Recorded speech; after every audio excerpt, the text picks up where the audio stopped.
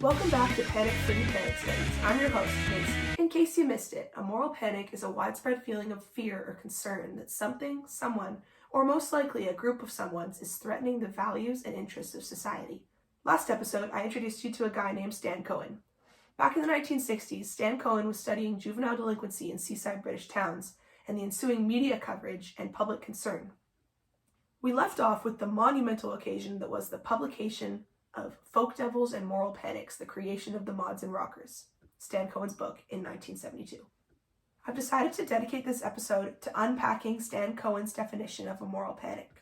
Even to this day, this definition is constantly cited in moral panic literature, so if you're going to study moral panics, or if you just want to get a good grasp of what a moral panic in the conventional sense is, you're going to have a pretty good understanding of what Stan Cohen was talking about. So, without further ado, here is Stan Cohen's definition. Societies appear to be subject, every now and then, to periods of moral panic. A condition, episode, person, or groups of person emerges to become defined as a threat to societal values and interests. Its nature is presented in a stylized and stereotypical fashion by the mass media. The moral barricades are manned by editors, bishops, politicians, and other right-thinking people. Socially accredited experts pronounce their diagnoses and solutions. Ways of coping are evolved, or, more often, resorted to. The condition then disappears, submerges, or deteriorates and becomes more visible. Let's break this down. It looks like Stan Cohen was telling us 5 or 6 things about moral panic. First, Stan writes that societies appear to be subject to periods of panic every now and then. Here, I think he's telling us that moral panics are like these episodes that happen occasionally in history. This makes sense. Looking back, we can see a long history of moral panics, and you might have heard of some of them. The Red Scare was a moral panic about communism. The Filthy 15 was when the Parents Music Resource Center tried to ban 15 popular songs in the 1980s because they had sexual and violent content. You could even classify things like the social reaction to HIV/AIDS in the 1990s and the war on drugs as moral panics. And plus, there's all those examples from way back in history, like the witch hunts in Salem and Bamberg, and yes, it looks like every now and then society finds a reason to panic. Second, Cohen says that a condition, episode, person, or group of persons emerges to become defined as a threat to societal values and interests. I think that we can pull 2 key things out of this statement. Number 1, that condition, episode, person, or group of people is called the folk devil, the subject of the moral panic. In the case of the Mods and Rockers, the folk devil was, you guessed it, the Mods and Rockers. Groups of teenagers and young adults who were up to no good in Clacton and Brighton and other seaside towns, throwing rocks, damaging houses, and just being all-around menaces. At least according to the media, but we'll get to that in a second. Casting some people as dangerous seems to reinforce society's moral boundaries and help us to reaffirm a moral center. Put more simply, figuring out the them makes it a whole lot easier to understand who we are as a society. And then here's the second thing. Stan says that the folk devil comes to be defined as a threat to society. I think that he chose the word defined for a reason. Folk devils aren't innately bad or threatening. They just get labeled as such. Here, I think we can step back and look at the greater sociological developments that were happening around the time of the Mods and Rockers. Stan Cohen's theory of moral panics didn't come out of nowhere. It was a product of time and space, and it can be helpful to look at some of the intellectual foundations of moral panic studies. So buckle up, folks, because we're going to take a ride in the time machine. It was the 1960s, and polka dots, the Beatles, and cultural revolutions were all the rage. While the STEM nerds were working hard to get to the moon, sociologists were making some pretty cool moves of their own. You might have heard of labeling theory, which was coined by American sociologist Howard Becker in his 1963 book, Outsiders. Labeling theory can be used to explain how societies come to view certain behaviors as deviant. Howard Becker explained how certain members of society ascribe the label of deviant to other members of society. Over time, the people who get labeled internalize these labels in a self-fulfilling prophecy. From this point of view, deviance isn't something that exists objectively out there in the world. It's socially constructed through the labeling process. Also, deviance itself is politically charged. Those who ascribe the label of deviant to other people are often those in power, and the labeling process is all about regulation and social control. Thanks, Time Machine. Third, Cohen's definition of a moral panic states that the threat is presented in a stylized and stereotypical fashion by the mass media. Stan Cohen called this stage of moral panic the media inventory. When you look at the local and national newspaper coverage of the Mods and Rockers, You can see elements of exaggeration, distortion, prediction, and symbolization. Here's what happened. On Easter weekend of 1964, a bunch of bored youths were in Clacton, a smallish resort town on England's east coast. There was a scuffle, and someone threw a rock. I'm not sure if it was a mod or a rocker, but honestly, at this point, who cares? A giant brawl broke out between a bunch of teenagers, and the police barely managed to restrain it. On Easter Monday, the story was picked up by the press, and here are some of the headlines.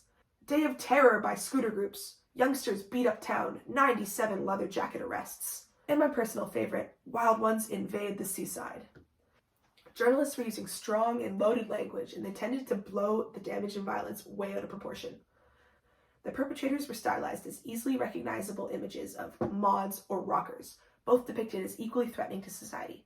Interestingly, the categories of mod and rocker didn't really even exist that much before the media picked up the story. These are just terms to describe fashion and music tastes, but soon enough, youth started to identify as part of one group or the other. The dramatic, exaggerated portrayal of the events in Clacton set the scene for a bunch of other youth riots in England. Over the next couple of weeks, we saw the Battle of Brighton and the Wild Ones beating up Margate. Youth traveled all over England to be a part of the fights, and the police presence was ramped up in seaside towns, so the scuffles kept getting bigger and bigger.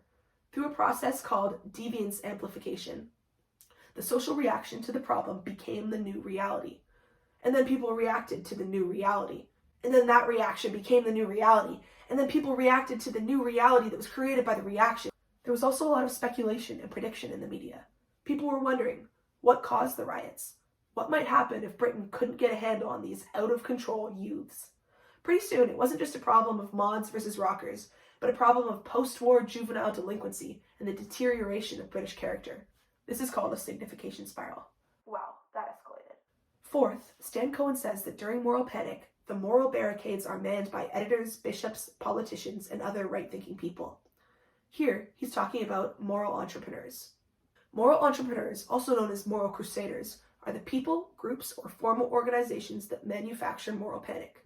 Moral entrepreneurs try to get the public's attention for a cause that they see as creating a threat to the well-being of society. They might take on an activist role and try fanning the flames of moral panic. And a lot of the time, moral entrepreneurs might experience a rise in status due to their leadership role during the moral panic. I feel like things are getting a bit convoluted, so I made us a picture. As you can see, the big circle is society. Inside, there are all these little circles, which are the interest groups floating around, doing their thing. And then, on the right-hand side, the mods and rockers are disrupting the moral order. Some of these interest groups might jump into action and become moral entrepreneurs.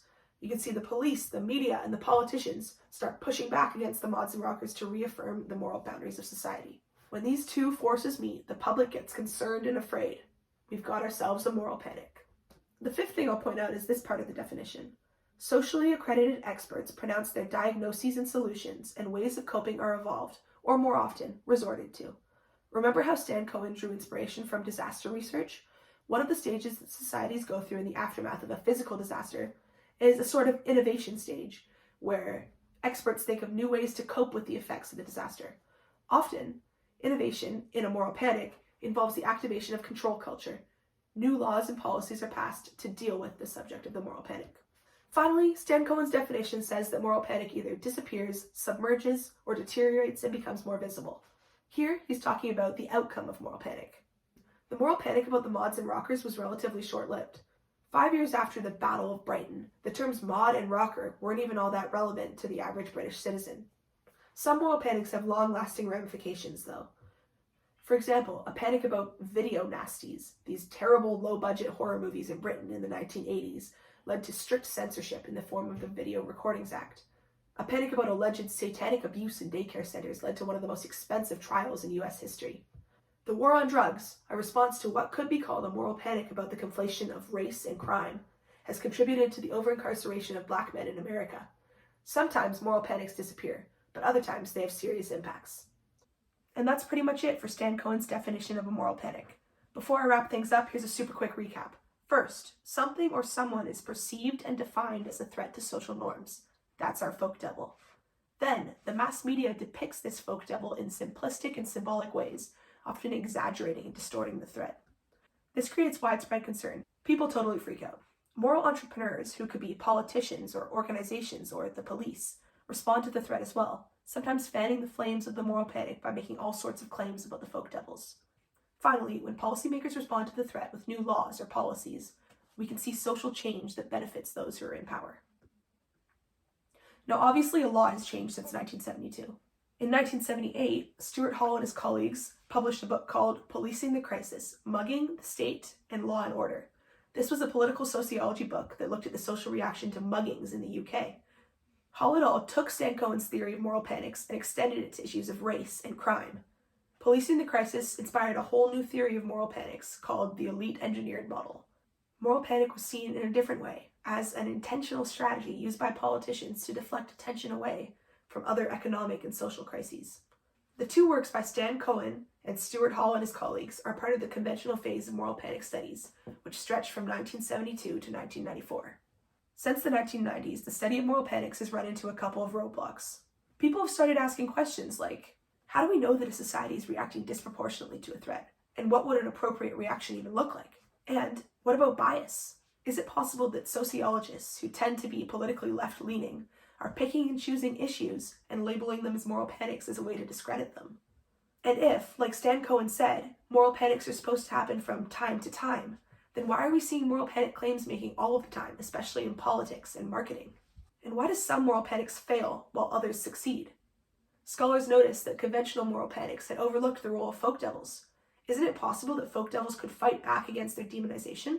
What about the changing forms of media? It wasn't the 70s anymore, and we didn't just have newspapers. Could that be affecting moral panics? In 1995, Angela McRobbie and Sarah Thornton wrote a super influential paper that tore a lot of these conventional assumptions that we held about moral panic to shreds. Since then, we've tried to reconstruct moral panic studies. Scholars have rebuilt new frameworks around concepts like risk and regulation. Scholars have even considered the possibility that not all moral panics are bad. Maybe we can have good moral panics, like panicking about climate change or animal abuse or racism. This is a fascinating idea, and if you're at all interested in the concept of a good moral panic, I'd urge you to take a look at some of the work that moral panic scholars have done about movements like Black Lives Matter. Even though we've spent close to half an hour talking about moral panic studies, I've only covered a small sliver of what it's about. A small sliver. Clearly, moral panic studies has been through the ringer. However, I still think that folk devils and moral panics, the creation of the mods and rockers, remains an important contribution to sociology. Even today, some scholars still rely on Stan Cohen's framework to interpret current events, although they have faced some backlash for being stuck in the past and relying on the conventional models.